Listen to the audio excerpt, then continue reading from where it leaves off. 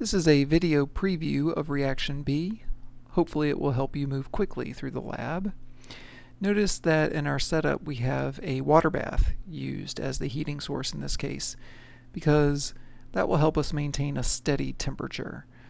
You can see we have a thermometer in the hot water, and it's measuring right about 75 degrees, which is what we're looking for here. The reflux apparatus is set up with a clip holding the flask in place, because sometimes using a clamp to actually hold that flask can cause it to bump into the flask, or the beaker rather, holding the water, and that can prevent it from being able to get low enough into the hot water bath. Here's a setup of the TLC materials that you'll need.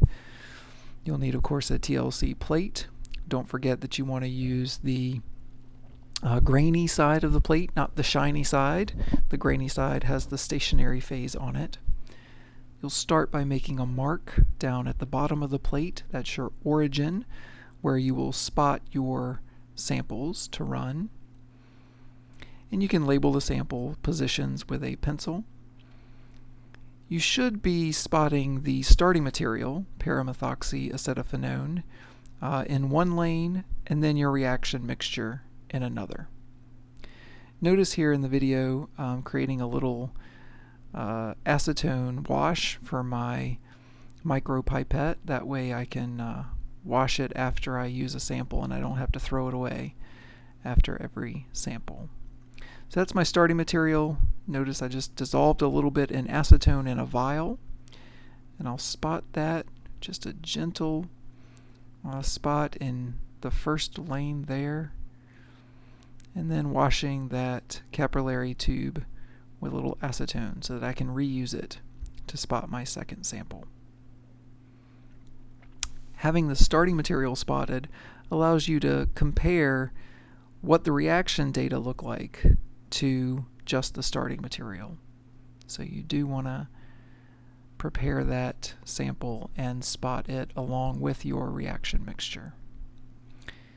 Moving over to the reaction mixture, all you have to do to get a sample for TLC is just raise it up out of the water bath a little bit, pop that flask off of the condenser real quick, and again, if you're using one of the blue clamps, that's pretty easy, because you can just pop the clip off and lower the flask from the condenser, as you'll see here.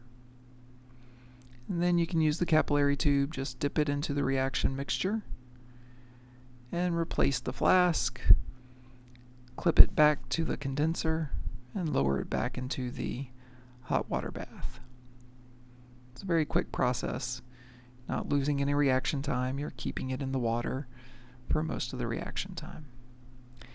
And you've got your little capillary tube now with a little bit of your reaction sample in it, and you'll spot that in the second lane on the TLC plate, adjacent to the spot you made for the starting material, all by itself. And again, you'll notice I have a paper towel under my setup here. That's a place where I can sort of tap my capillary tube just to make sure I'm not getting big spots when I prepare to spot my TLC plate. And I drain my capillary tube there at the end and rinse it with a little acetone one more time. So the TLC plate now is ready to run. You should already have your TLC chamber, in this case it's a jar, available in your drawer, ready to go. You should set that up first before you really do anything else. And now we're ready to put the TLC plate into that jar.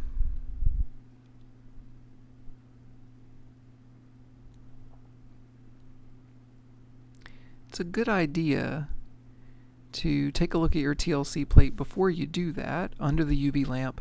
Make sure that you can see the spots on the origin line down there at the bottom. If you can't see them, then the sample was too dilute or it wasn't spotted heavily enough. So take a pair of forceps, grasp the top of your TLC plate, and go right down into your TLC chamber, and just lean it up against the glass wall of the chamber, On the opposite side of the piece of filter paper in there, you don't want any liquid running in from the sides, only from the bottom up.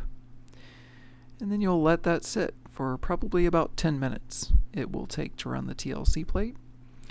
After that time, you pull it out, and if you're working efficiently, you've prepared the second TLC plate while the first one's running, and you can just pop that right into the chamber and close it up.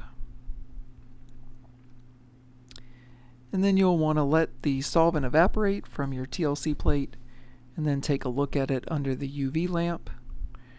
The example you'll see here is a little bit later in the reaction sequence, but you'll see spots there under the UV light. And that's the data that you're looking at for your reaction.